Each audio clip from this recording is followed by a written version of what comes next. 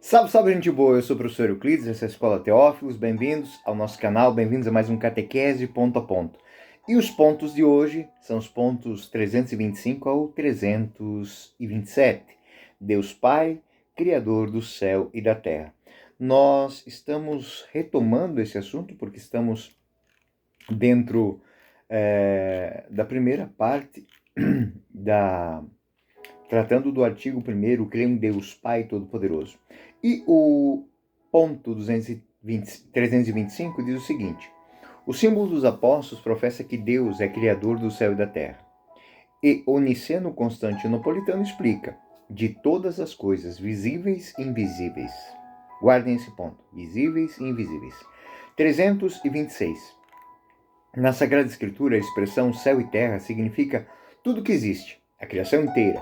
Indica também o laço que, no interior da criação, ao mesmo tempo une e distingue céu e terra. A terra é o mundo dos homens. O céu, ou os céus, pode designar o firmamento, mas também o lugar próprio de Deus. Pai nosso que estais nos céus.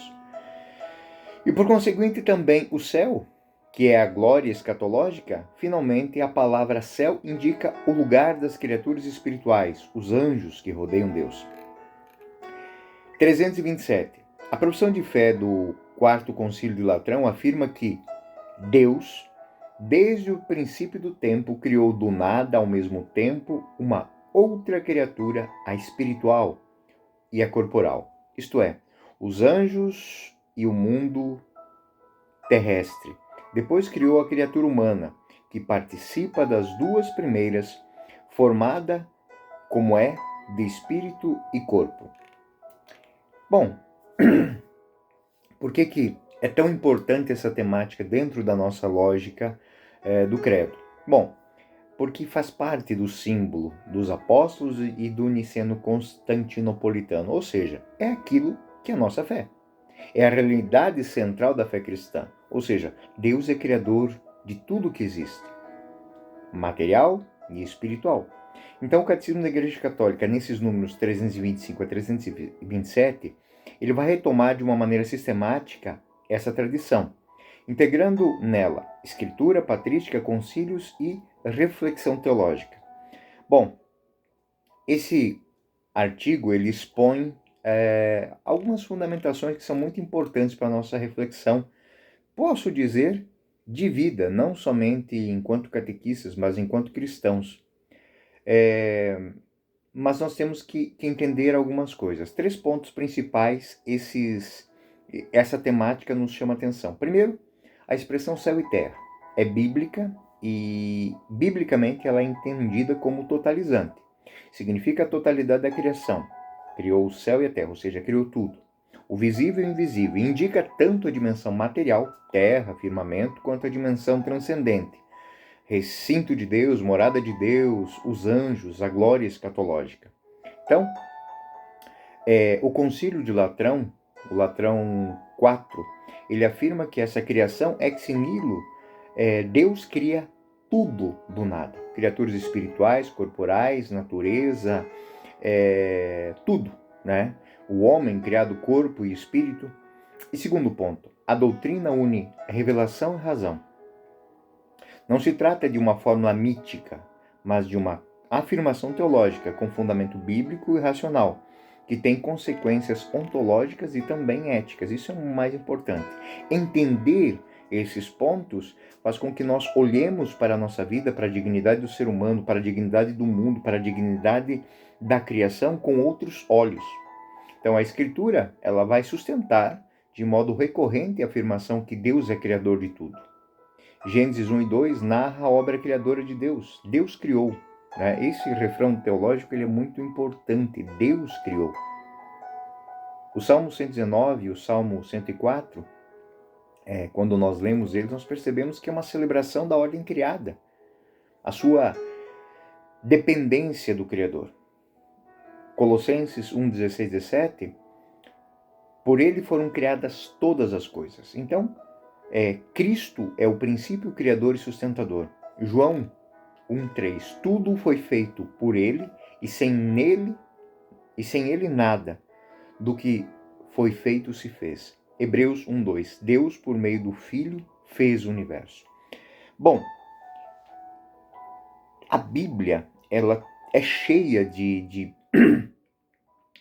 afirmações que indicam para esse caminho. Ela não limita um fragmento do mundo, mas Deus não criou um pedaço, Deus não criou uma coisa, Deus criou o universo, Deus criou o todo, né? Então, é muito bonito a imagem, o ícone grego do Pantocrator, criador de tudo.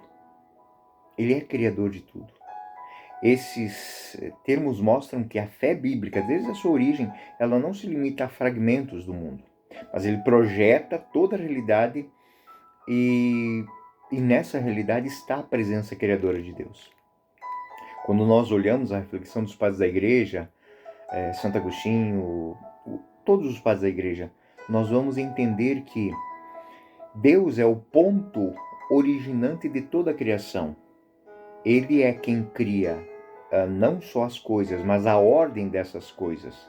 Ele cria a ordem de todas as criaturas, uma ordem inteligível do cosmos.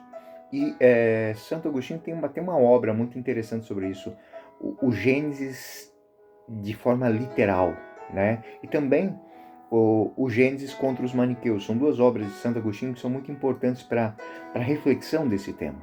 O Concílio de Latrão, em 1215, afirma que do nada, tanto criaturas espirituais quanto corporais, ambas as ordens, espírito e corpo, foram criadas por Deus.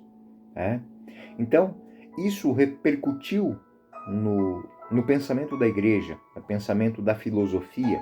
Então, razão e revelação começam a conversar. A doutrina da criação do nada, ex nihilo, tem fundamento racional e teológico convergente. Por exemplo, o problema ontológico, que é a diferença de ser necessário, que é Deus, e dos seres contingentes, criaturas, que somos nós, toda a criação. Na tradição tomista, Deus é aquele que é o ser que dá subsistência a si mesmo, enquanto as criaturas participam dessa subsistência. São os contingentes que dependem do Criador. Outra coisa que a filosofia evoluiu dessa reflexão ex nihilo é a noção de causa primeira. Filosofia clássica, e aí nós temos Aristóteles, né? Nós vamos olhar para Aristóteles refletindo sobre o motor, a causa primeira, né, o motor imóvel. E Santo Tomás de Aquino toma essa tradição e mostra que toda causalidade finita requer um princípio último não causado. E esse princípio não causado é quem sustenta o universo. Então, a criação ex nihilo, ela tem muitas reflexões anexas a ela. Por exemplo, a eternidade do mundo. Então, a fé cristã, seguindo as escrituras e os padres da igreja, sustenta a contingência radical do universo. Ele não se explica por si mesmo. A criação é um ato livre de Deus, ou seja, é um mistério. Então, aqui é muito importante porque, para nossa reflexão, nós que somos catequistas, estamos estudando teologia, a articulação entre a fé e a razão garante que a afirmação Deus criou o céu e a terra não seja uma mera mitologia, uma cosmologia mitológica, mas uma verdade que corresponde às perguntas racionais sobre de onde viemos, por que existimos, qual a nossa finalidade, ou seja, a origem, a finalidade e a dependência do ser. Santo Tomás de Aquino é talvez um dos teólogos que, de forma mais profunda, se debruçou sobre esse tema e sistematizou a criação como um ato de Deus, um Deus criador que não procede de necessidade, mas um ato livre de amor, um ato espontâneo de Deus, que distingue a criação como causa eficiente primeira. Então, Deus não é parte da criação, Ele não a molda, Ele a faz a partir da sua vontade, da sua benevolência. Então, Ele é causa eficiente, numa linguagem mais filosófica. É causa eficiente também de conservação e de governo da criatura. Então, na tradição posterior, teólogos até modernos, como Karl Rahner, o próprio Bento XVI trabalha essas teses, né? Essa tradição, ela vai olhar para a criação como alta comunicação de Deus, ou seja, a maneira que Deus comunicou a sua vida, a existência. A criação, então, é uma expressão da manifestação da vontade salvífica de Deus, sem dissolver a transcendência divina, ou seja, Deus não se mistura com a criação, mas a sustenta. Os teólogos contemporâneos também vão enfatizar a dimensão relacional da criação. A criatura e o Criador estão num contínuo diálogo. Ou seja, quanto mais o homem descobre o seu propósito de vida, mais ele se identifica com o seu Criador. E aí nós temos todo o fio que linka a história com a salvação. Quais são as consequências dessa reflexão teológica e pastoral? Bom, antropologia e dignidade humana é o primeiro ponto. A afirmação de que o homem é criado à imagem e semelhança e que participa tanto da ordem espiritual quanto da corporal, né, fundamenta a dignidade inviolável da pessoa humana, ou seja, o valor de toda a vida. A unidade do corpo e alma exige respeito pela vida, cuidando com o corpo e atenção nos processos sociais que afetam a pessoa na vida inteira, ou seja, não somente existir, mas onde existir, como existir, qual o propósito daquela pessoa existir. Segundo ponto é o ponto moral, a responsabilidade que cada criatura tem com a sua vocação. Se Deus é criador de tudo, não existe um fim sobrenatural para a criação e um ordenamento moral derivado da lei divina inscrita na criação. Então, desse princípio, nós temos que entender que este Deus Criador deu um propósito para cada item da criação. Então, existe este fim sobrenatural para a criação e existe um ordenamento na moral para cada item criado. Então, o ser humano, como podemos dizer assim, ápice da criação, segue que este ser criado à imagem e semelhança de Deus tem uma responsabilidade, que é a responsabilidade humana de guardar a criação, no exercício da justiça social e da promoção do bem comum de todas as criaturas. E aí, Papa Francisco fala muito disso, ou seja, nós somos responsáveis pelo mundo em que habitamos, nós somos não só codependentes, mas corresponsáveis de cada espaço que nós ocupamos. Isso tem implicações na liturgia, porque na liturgia nós temos o culto ao Criador, ou seja, a liturgia cristã continuamente confessa a ação criador de Deus. Nós temos isso nas orações eucarísticas, e isso nos leva a refletir também na dimensão escatológica do céu, ou seja, a glória futura. Tudo que nós celebramos aqui é aquilo que nós celebraremos na presença de Deus. Isso repercute na nossa catequese. Por quê? Porque nós não olhamos para a criação numa linguagem mitológica.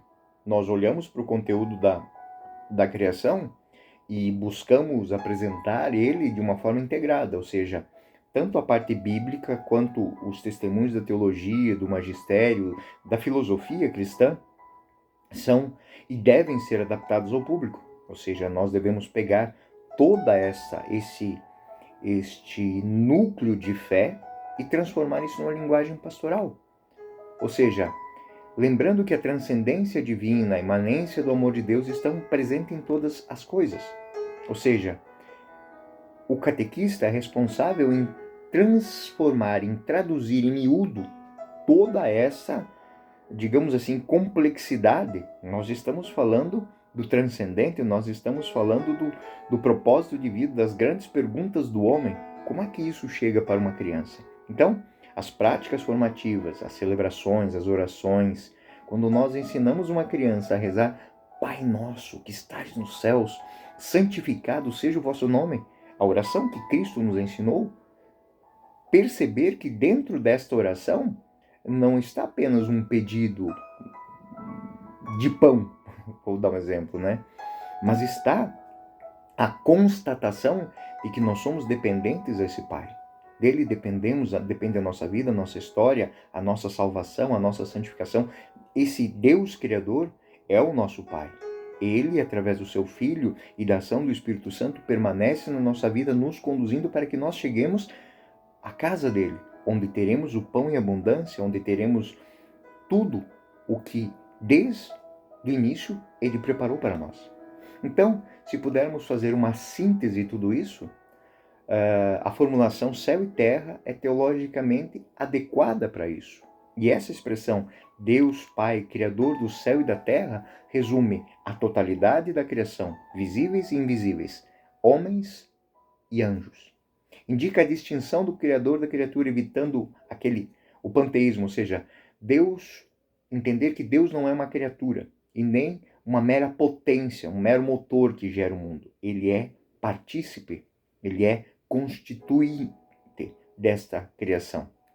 E também esta afirmação, Criador do céu e da terra, afirma a unidade do plano criador. Todas as realidades participam de uma única origem e propósito. E ao mesmo tempo, a diversidade de ordens, angélica, humana, material, faz com que o homem se encaixe dentro desse todo, se perceba como parte de um grande projeto, de um grande propósito. E isso leva o homem a enraizar este pensamento na sua ética, na sua liturgia, como tendo uma visão integral da natureza, do cosmos, do mundo, e entender que a realidade do homem, criação, queda, redenção e propósito de consumação final, tudo isso faz parte do único e belo plano de Deus. Bom, concluindo, a afirmação creio em Deus Pai, Criador do céu e da terra, vai sintetizar uma cristologia, uma ontologia, uma ética que orientam a vida da igreja. E que comprovam que toda a realidade é obra e dom de Deus. Que o ser humano ocupa um lugar singular na criação e que a vida litúrgica, moral, brotam desse reconhecimento. Então, quando eu reconheço como filho de Deus, eu me reconheço como criatura de Deus, eu passo a olhar para Ele como Pai e passo a olhar para Ele com um olhar de gratidão. E tudo aquilo que eu faço, que eu celebro, é para maior honra e glória de Deus. A reflexão teológica se une à palavra da Escritura, da tradição da Igreja. A razão fornece instrumentos seguros para a transmissão na catequese de uma vida moral reta, de uma celebração aprofundada na gratidão, garantindo que a fé que nós cristãos vivemos seja primeiro crível, inteligível e transformadora. E por fim, a união de todas as coisas, ela também seja santificadora. Então, esses pontos 325 ao 327 são muito importantes para a nossa catequese por nos revelar isso. Que aquilo que nós cremos porque é possível de ser acreditado. Aquilo que nós entendemos como verdade, nós o fazemos porque é inteligível, é capaz, não é um mito, não é uma construção meramente, um jogo de palavras, não é uma mitologia. E isso, bem vivido, é transformador. É transformador na minha vida, na minha história, na história da minha família, na história da minha comunidade e na história do mundo. Eu tenho um propósito.